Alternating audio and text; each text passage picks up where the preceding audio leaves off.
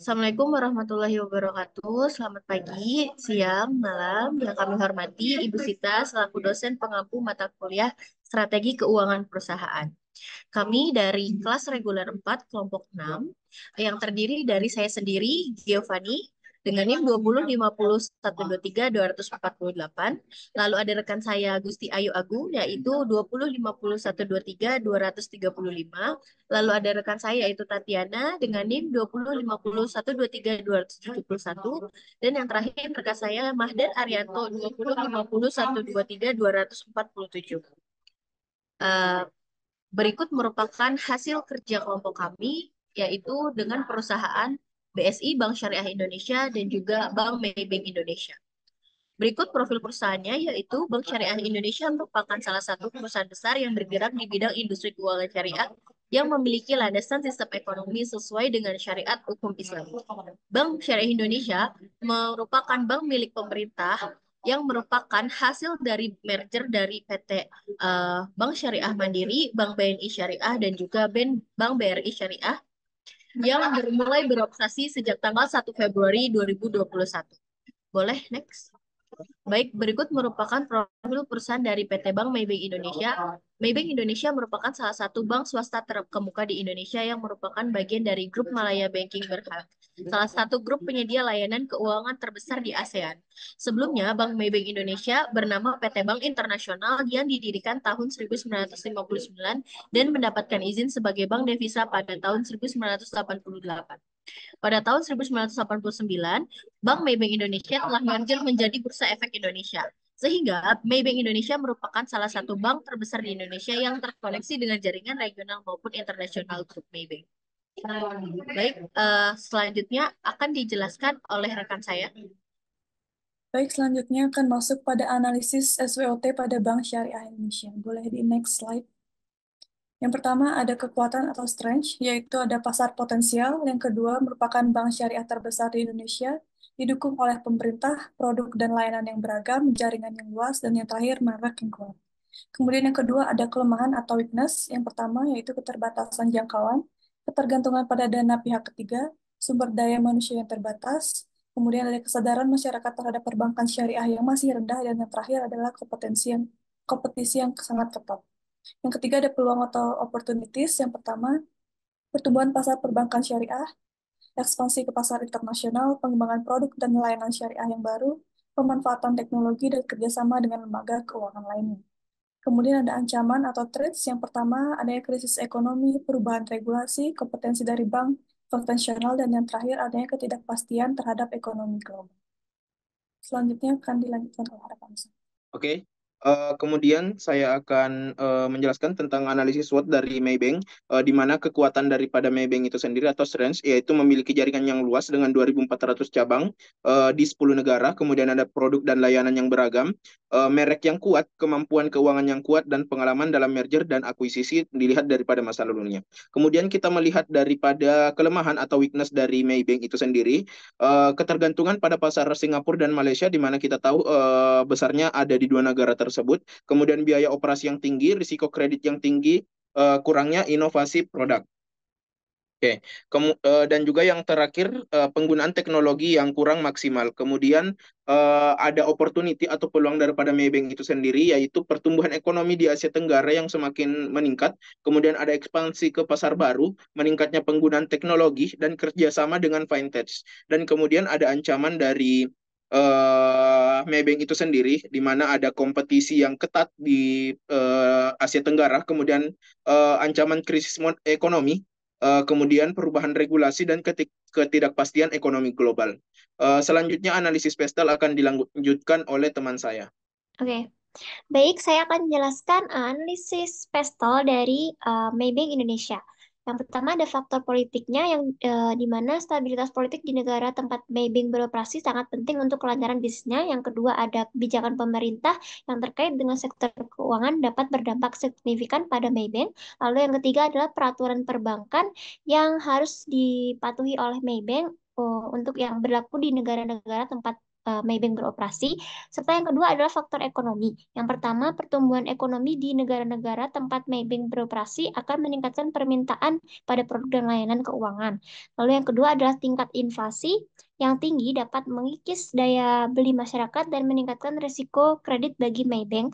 Lalu yang ketiga adalah suku bunga yang tinggi dapat meningkatkan biaya dana Maybank dan menerapkan profitabilitasnya. Lalu yang terakhir adalah nilai tukar mata uang atau fluktuasi dapat berdampak negatif pada profitabilitas Maybank. Lalu yang ketiga ada faktor sosialnya, yaitu ada perubahan demografi seperti pertambahan usia rata-rata penduduk dan urbanisasi yang dapat menciptakan peluang bagi Maybank. Lalu yang kedua adalah kesadaran keuangan, yang mana meningkatnya kesadaran keuangan dapat mendorong lebih banyak orang untuk menggunakan produk dan layanan keuangan. Selanjutnya, yang ketiga adalah, yang keempat adalah faktor teknologinya. Yang mana yang pertama perkembangan teknologi informasi dan komunikasi yang dapat memberikan peluang bagi Maybank untuk meningkatkan kualitas layanan. Lalu ada fintech, yang mana munculnya fintech ini dapat menjadi tantangan bagi Maybank karena fintech menawarkan produk dan layanan keuangan yang lebih inovatif dan murah dibandingkan dengan bank tradisional. Yang terakhir adalah faktor lingkungannya. Yang pertama adalah kesadaran masyarakat terhadap lingkungan hidup, meningkatkan kesadaran untuk mendorong Maybank dalam mengembangkan produk dan layanannya. Lalu yang kedua adalah perubahan iklim yang dapat berdampak negatif pada kinerja Bank Maybank. Lalu yang ketiga adalah kebijakan lingkungan. Pemerintah yang terkait dengan lingkungan hidup dapat berdampak pada Maybank seperti kebijakan dan mewajibkan bank untuk mengurangi emisi karbonnya. Selanjutnya akan dijelaskan oleh teman saya. Oke, baik. Berikut merupakan analisis pastel dari Bank Syariah Indonesia, di mana terdapat faktor politik yaitu dukungan pemerintah terhadap pengembangan perbankan syariah. Selanjutnya ada stabilitas politik yang kondusif akan mendukung pertumbuhan ekonomi dan meningkatkan kepercayaan investor terhadap industri perbankan. Lalu selanjutnya ada aspek dari faktor ekonomi, di mana pertumbuhan ekonomi Indonesia diprediksi akan tumbuh dan dalam beberapa tahun mendatang. Yang selanjutnya ada peningkatan pendapatan masyarakat yang membuat masyarakat lebih mampu untuk menabung dan berinvestasi. Yang selanjutnya ada aspek faktor sosial, di mana meningkatnya kesadaran masyarakat terhadap perbankan syariah. Boleh di next?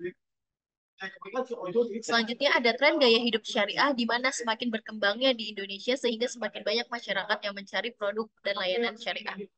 Aspek selanjutnya ada faktor teknologi, yaitu perkembangan teknologi informasi dan komunikasi untuk meningkatkan kualitas layanan dan memperluas jangkauannya. Selanjutnya ada penggunaan teknologi finansial atau fintech, di mana semakin marak di Indonesia sehingga BSI ini perlu beradaptasi dengan perkembangan. Lalu selanjutnya ada aspek faktor lingkungan, di mana kesadaran masyarakat terhadap lingkungan hidup semakin meningkat sehingga semakin banyak masyarakat yang memilih produk dan layanan yang ramah lingkungan. Yang selanjutnya ada perubahan iklim, di mana perubahan iklim ini dapat berdampak negatif terhadap kinerja BSI, dan terdapat faktor hukum atau legal, di mana regulasi perbankan syariah ini masih terus berkembang. Lalu selanjutnya ada perlindungan konsumen, di mana memang BSI ini semakin diperkuat dengan adanya perlindungan konsumen. Boleh di next?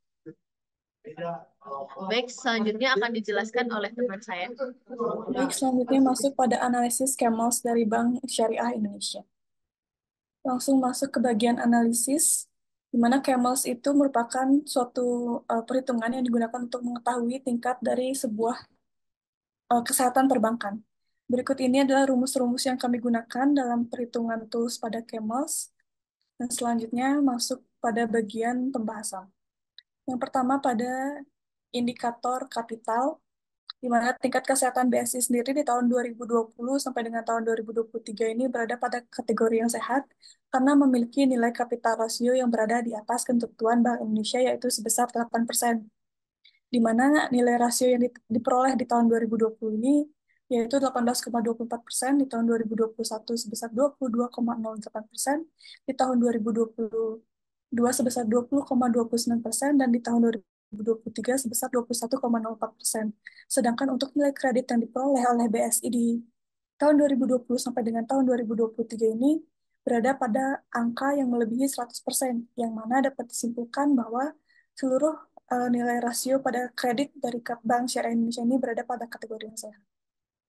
Kemudian pada indikator aset, tingkat kualitas aktiva produktif dari Bank Syariah Indonesia pada tahun 2020 sampai dengan tahun 2023 ini dikategorikan sehat karena seluruh rasionya berada pada posisi 0% sampai dengan 10,35%.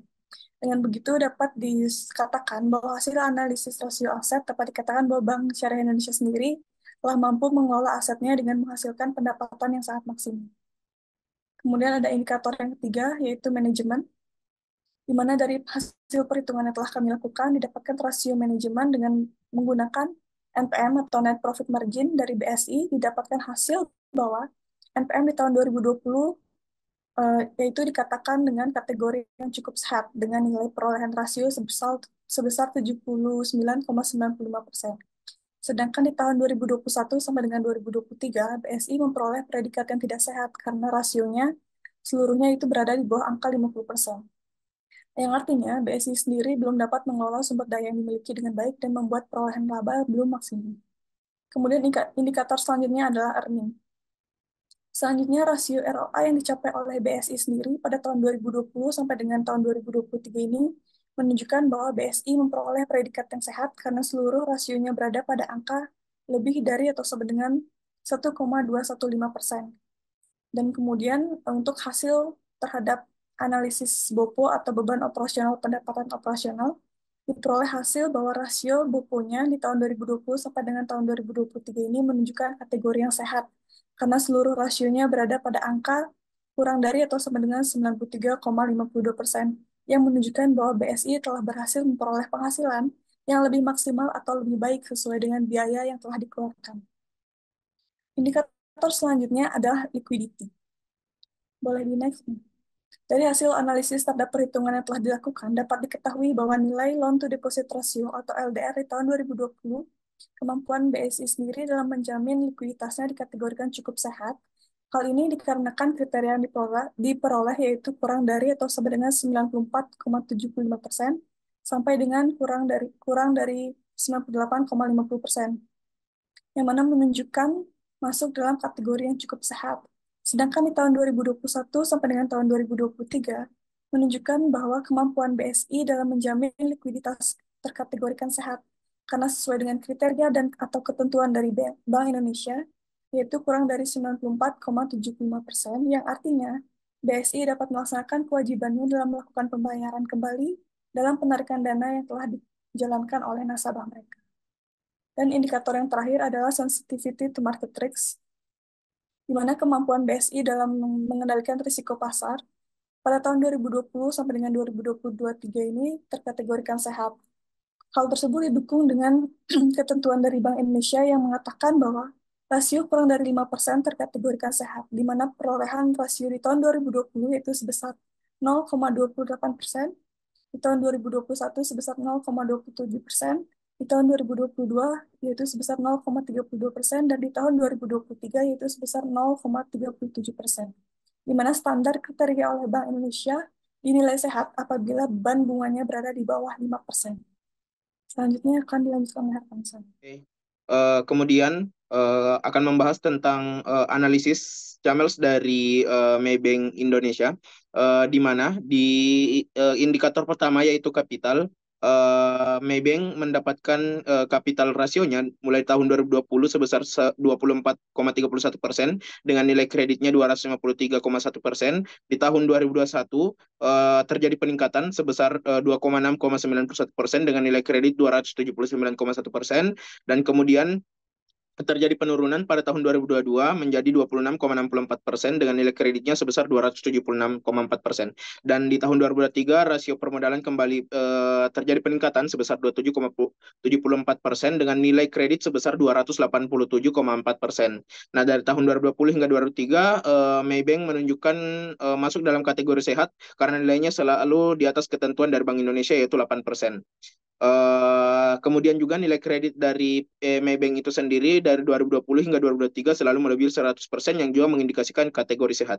Kemudian indikator kedua yaitu aset daripada Maybank itu sendiri pada tahun 2020 dengan melakukan penilaian kualitas aktiva produktif, dalam hal ini di CAP yang digunakan diperoleh sebesar nilai 4,43% dengan nilai kredit mencapai 99,7%.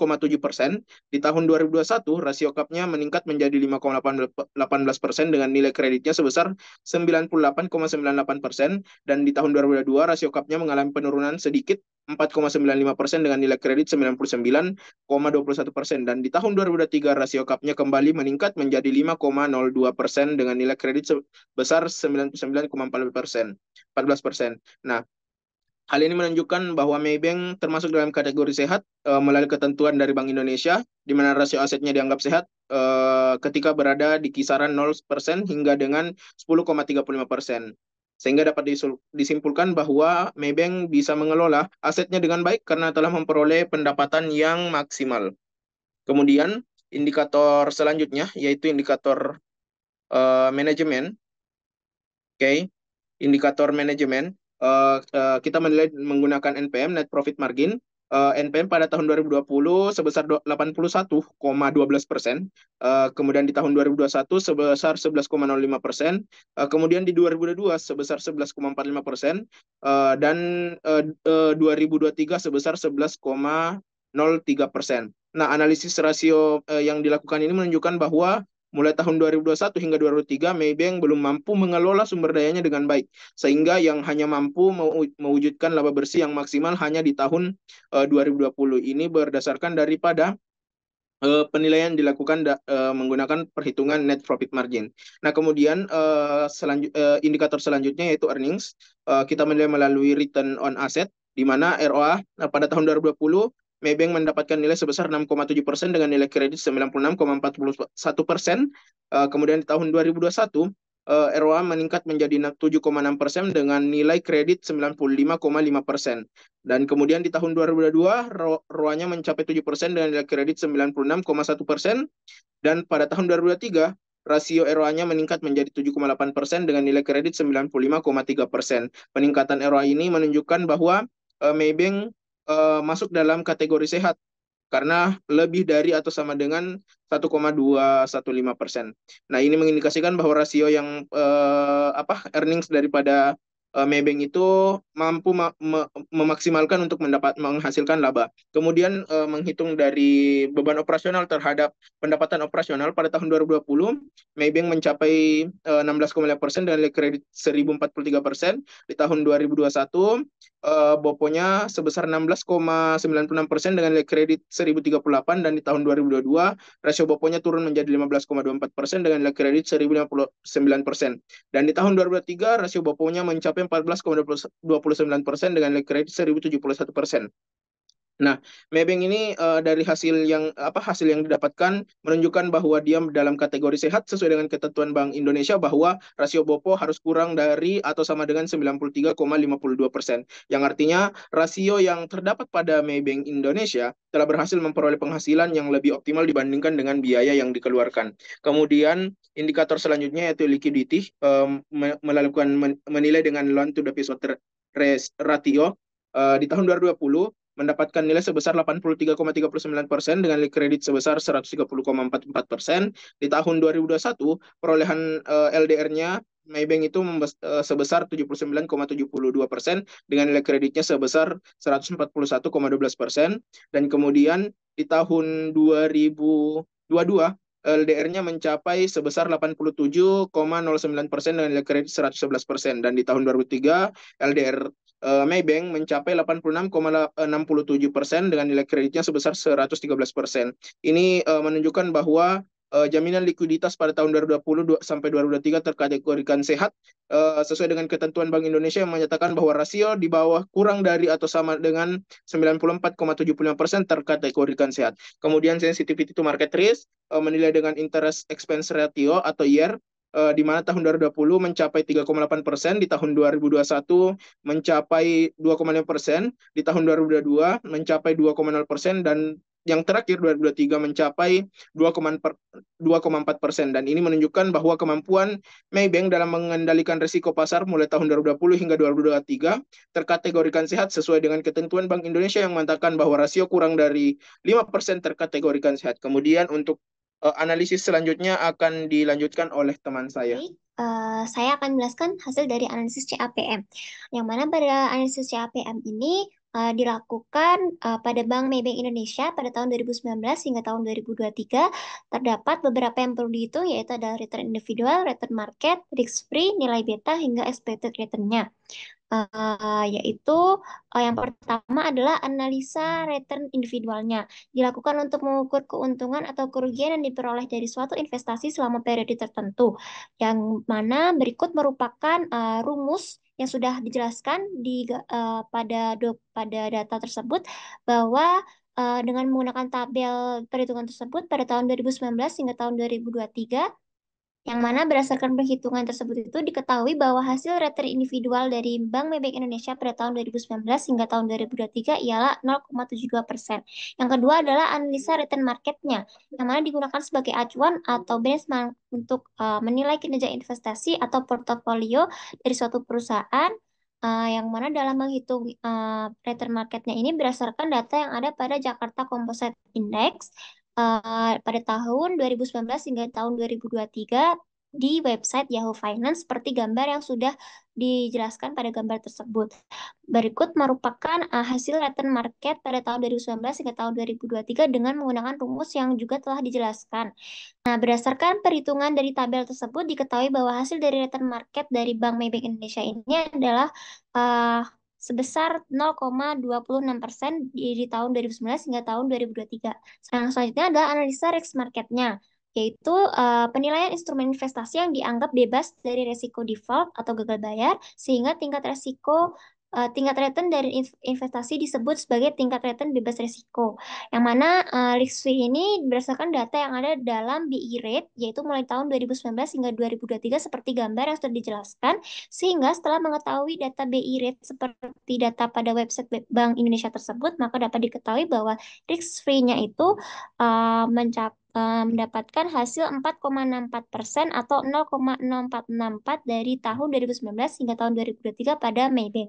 Yang selanjutnya ada analisa beta dari CAPM-nya, merupakan metode yang digunakan untuk mengukur risiko dari suatu investasi terhadap pasar secara keseluruhan. Yang mana untuk mengetahui nilai beta pada suatu perusahaan itu dapat diketahui melalui data perusahaan yang ada pada website Yahoo Finance, seperti gambar yang sudah dijelaskan, terletak pada summary di data perusahaan tersebut, sehingga berdasarkan data nilai betanya itu selama 5 tahun terakhir di Maybank Indonesia adalah 0,86. Nah, yang terakhir adalah hasil expected return-nya, yang merupakan hasil return yang diharapkan dari suatu aset berdasarkan risiko sistematisnya diukur dari nilai beta, sehingga berdasarkan perhitungan yang telah dijelaskan mendapatkan hasil expected return 0,82%. Nah, jadi berdasarkan analisa CAPM yang telah dilakukan, dapat diketahui bahwa hasil dari return individual Maybank Indonesia ialah sebesar 0,72% dan hasil dari expected return adalah 0,87%.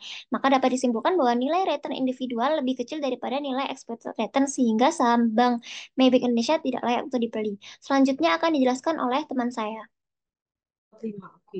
Oke, baik. Berikut merupakan hasil analisis CAPM dari Bank Syariah Indonesia, di mana yang pertama ada analisa return individual atau RI dari Bank Syariah Indonesia dari tahun 2019 hingga tahun 2023. Boleh di next?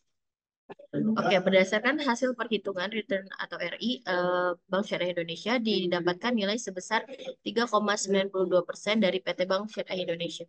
Nah, oleh karena itu terdapat beberapa implikasi yang dapat diperhatikan, yaitu angka ini mencerminkan performa relatif dari investasi bank tersebut dalam jangka waktu 5 tahun, dan juga return individual ini memberikan indikasi tentang kinerja PT Bank Syariah selama periode yang diamati. Yang kedua ada analisa return market. Hal ini bisa dilihat dari website, yaitu Jakarta Composite Index di dalam IDX. Jadi berdasarkan perhitungan tersebut diketahui bahwa hasil return market dari PT Bank Syariah Indonesia dalam 5 tahun periode adalah sebesar 0,35%. Boleh di next? Baik, selanjutnya ada analisa risk free atau RF, di mana Hal ini bisa dilihat dari data yang ada di dalam BI Rate dimulai dari tahun 2019 hingga tahun 2023. Sehingga setelah mengetahui BI Rate tersebut, Bank Indonesia, maka dapat diketahui hasil dari risk free sebagai berikut. Boleh di next. Nah, berdasarkan perhitungan tersebut diketahui bahwa hasil risk free dari PT Bank Syariah Indonesia pada tahun 2019 hingga 2023 yaitu sebesar 4,64%. Yang keempat ada analisa beta pada Bank Syariah Indonesia. Nah, menurut data yang ada di sini, diketahui bahwa nilai beta saham pada Bank Syariah Indonesia selama 5 tahun terakhir yaitu sebesar 1,12. Dan yang kelima ada hasil expected return atau analisis CPM di mana bisa dapat dilihat dengan rumusnya yang ada pada slide. Boleh di next. Oke, berdasarkan analisis CPM dan return individual saham Bank Syariah Indonesia dengan return individual sebesar 3,92% dari tahun 2019 hingga 2023 dan expected return sebesar 3,92% dapat disimpulkan bahwa kinerja Bank Syariah Indonesia sesuai dengan ekspektasi investor yang menandakan bahwa investor tidak mendapatkan return berlebih dari berinvestasi di saham BRIS. Boleh di next. Baik, selanjutnya akan dijelaskan oleh rekan saya. Baik, saya akan menjelaskan tentang hasil analisis dari agensi KOS Bank Maybank Indonesia.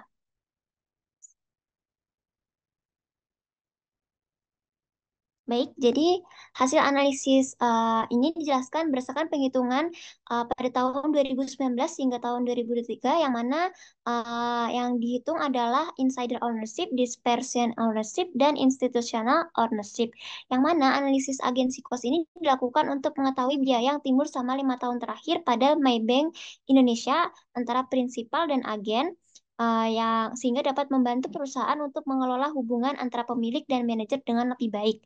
Yang pertama adalah analisa insider ownership-nya, yaitu dengan menggunakan rumus jumlah saham yang dimiliki direktur dan komisaris dibagi dengan jumlah saham beredar. Namun, berdasarkan data annual report dari Bank Maybank Indonesia pada tahun 2019 hingga tahun 2023, dijelaskan bahwa tidak ada kepemilikan saham, dewan komisaris, dan direksi di Bank Maybank Indonesia, anak perusahaan maupun grup yang terhubung dengan perusahaan.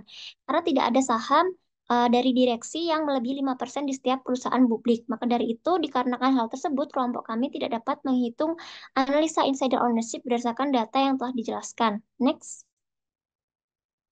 Nah, jadi berikut merupakan bukti tidak adanya kepemilikan saham Dewan Komisaris dan Direksi dari Bank Maybank Indonesia dari tahun 2019 hingga tahun 2023. Next. Next.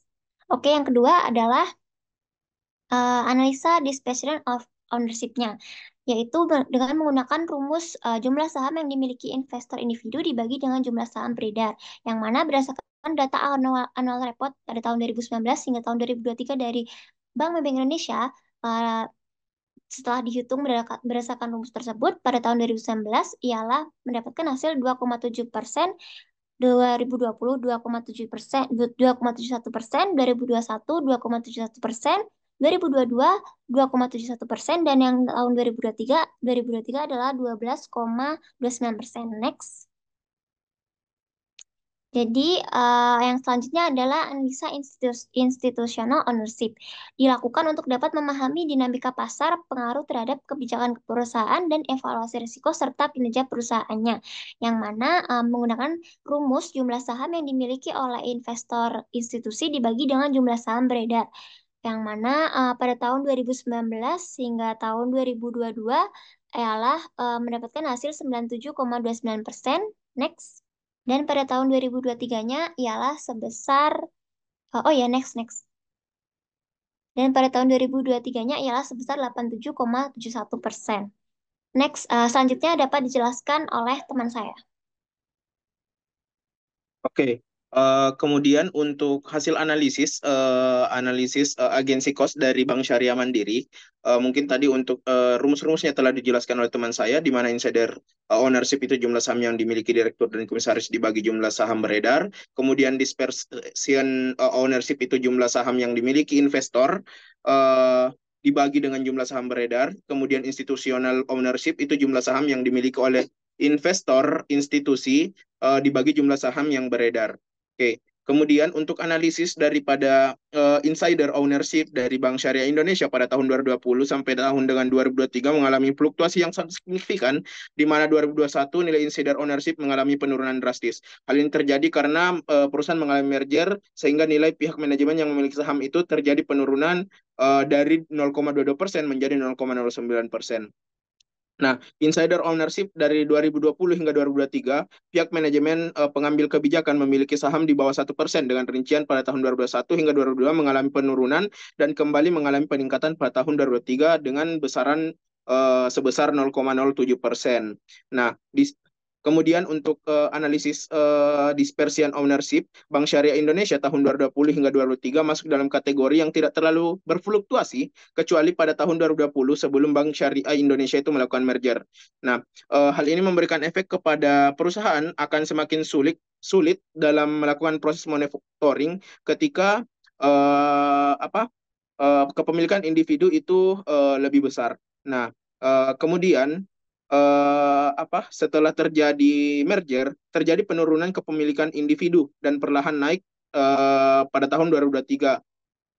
Dan kemudian di tahun 2023 kembali lagi terjadi penurunan, namun tidak signifikan, yakni sebesar 3,96% menjadi 2,970%. Kemudian untuk institutional ownership dari Bank Syariah Indonesia dari tahun 2020 hingga 2023 masuk dalam kategori baik meskipun fluktuatif, di mana tahun 2020 kepemilikan institusi hanya 87,52%, dan ini juga dipengaruhi oleh tingginya dispersion ownership pada tahun itu juga.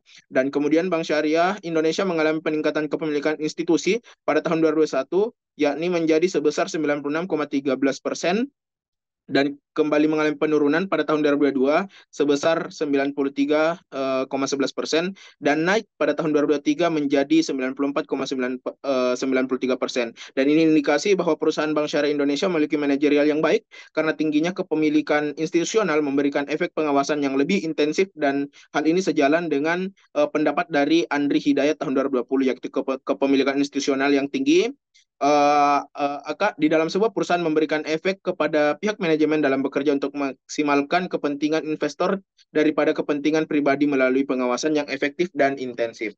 Untuk penjelasan analisis selanjutnya akan dijelaskan oleh teman saya. Baik, selanjutnya ada analisis Good Corporate Governance dari Bank Syariah Indonesia. Penerapan Good Corporate Governance atau tata kelola perusahaan yang baik adalah salah satu faktor keberhasilan dari Bank Syariah Indonesia dalam mewujudkan tujuan perusahaannya. Bank Syariah Indonesia juga telah berupaya untuk menerapkan 5 prinsip dari Good Corporate Governance, yaitu diantaranya yang pertama ada keterbukaan atau transparansi, di mana menyampaikan informasi secara jelas dan akurat, memiliki kebijakan dan peraturan perusahaan yang jelas tertulis, dan memperhatikan peraturan perundang-undangan yang berlaku. Kemudian yang kedua ada akuntabilitas, di mana tugas dan tanggung jawab yang jelas, dan seluruh anggota mempunyai kompetensi yang sesuai dengan tanggung jawab, serta memahami perannya dalam melaksanakan Good Corporate Governance. Kemudian yang ketiga ada tanggung jawab atau responsibility. Boleh di next slide. Di mana Bank Syariah Indonesia sendiri wajib bertanggung jawab terhadap segala bentuk kegiatan operasional yang mereka jalani.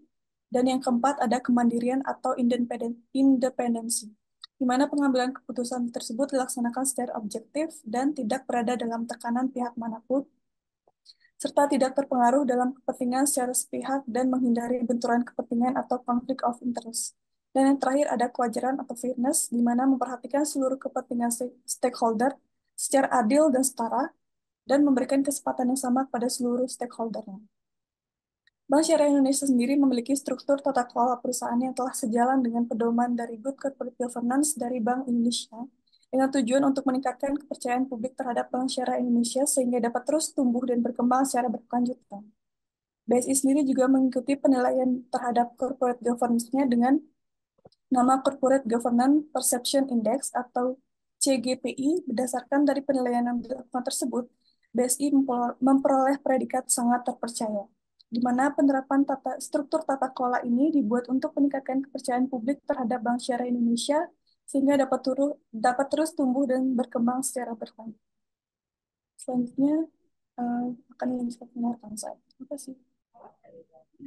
Baik, boleh di next. Yang berikut merupakan analisis corporate governance dari Bank Maybank Indonesia. Oke, berdasarkan 5 prinsip GCG yang ditetapkan oleh Komite Nasional Kebijakan Tata Kelola KNKG pada tahun 2020, berikut adalah analisis Bank Maybank Indonesia.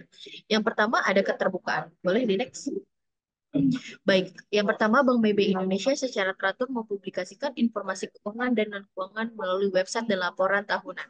Yang selanjutnya ada keterbukaan informasi di mana Bank Maybank Indonesia berkomitmen untuk memberikan informasi yang tepat, jelas, akurat, dan mudah dimengerti kepada pemangku kepentingan. Aspek yang kedua ada tanggung jawab. Yang pertama ada penetapan tugas dan tanggung jawab di mana Bank Maybank Indonesia memiliki struktur organisasi yang jelas dengan pembagian tugas dan tanggung jawab yang terdefinisi dengan baik. Yang selanjutnya ada pengendalian internal, di mana sistem pengendalian internal yang kuat memastikan kepatuhan terhadap kebijakan dan peraturan yang berlaku.